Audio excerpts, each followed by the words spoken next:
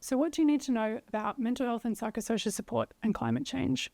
So the climate crisis will affect all aspects of human life, as well as or including mental health and psychosocial support.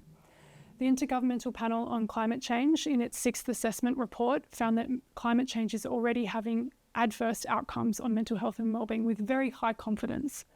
So we know that there's already mental health impacts as a result of climate change. But what are the pathways to this, or what are the different ways in which climate change will affect our mental health and wellbeing?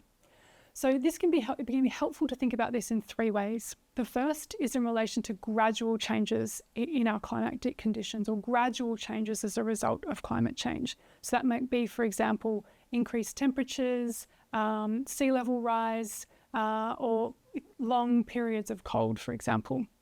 The second is in relation to extreme weather events. So extreme weather events are already more severe and more frequent and will continue to be. And the third is in relation to anticipated or vicarious impacts or exposures to climate impacts. So let's think a little bit more about this. What will be the result of gradual changes in our climate? So heat is a good example. So we will start to see increased hot temperatures, and what kind of impact will this have on the way we live and work, and therefore our mental health and well-being? So we know that hot temperatures, it makes it harder for people to think, to work, to learn. They will also have indirect impacts on, for example, agricultural production, people's ability to have and sustain a livelihood if they live off the land.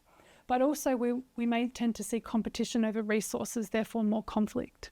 In some communities, it will no longer be possible to live in places that are very hot for long periods of time.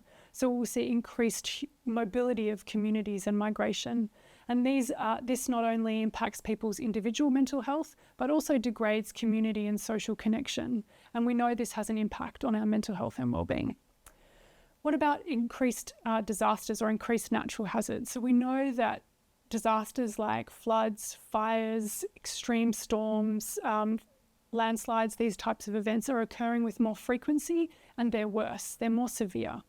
And we know already that these types of events have significant impacts on our mental health and well-being, from things like increased stress, increases in anxiety, depression, post-traumatic stress disorder as a result of exposure to the hazard. But we also know that the recovery afterwards in the days and weeks and months is difficult and very stressful, and has an impact on people's overall well-being, and it impacts on their ability to connect and support one another as communities.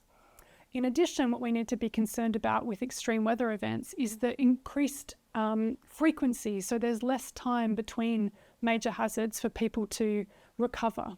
So a community that maybe traditionally had a big flood every 10 years may now have one every 2 years. And what is the ability of the community to recover in between? So this is very concerning. The third thing we need to think about is anticipated or vicarious exposure to climate change impacts. What does this mean? This means that we might be witnessing things that happen in other communities or through the news, and this increases our feelings of anxiety or fear or stress as a result of considering what the impacts might be for ourselves, but also existentially for the future of your community or the planet or society. And this can have big feelings of stress and anxiety for people. And we've got some words now kind of going around to just explain these, such as eco-grief, climate anxiety, solastalgia. These are new terms that have slowly developed to kind of capture these kind of vicarious or anticipated loss experiences as a result of climate change. So this kind of 3 different pathways to impact on our mental health and well-being can be useful for us to think about when we're thinking about climate change and mental health and well-being. There are some things that we know work as interventions or approaches to support people's mental health and well-being, and those will continue to work, but also we might need to change or adapt our approaches as a result of the new changes that we will be faced as a result of climate change. So it's important that as practitioners we stay up on research in this space and continue to adapt and change our work. And this will be important to address the impacts of climate change as we move into the future.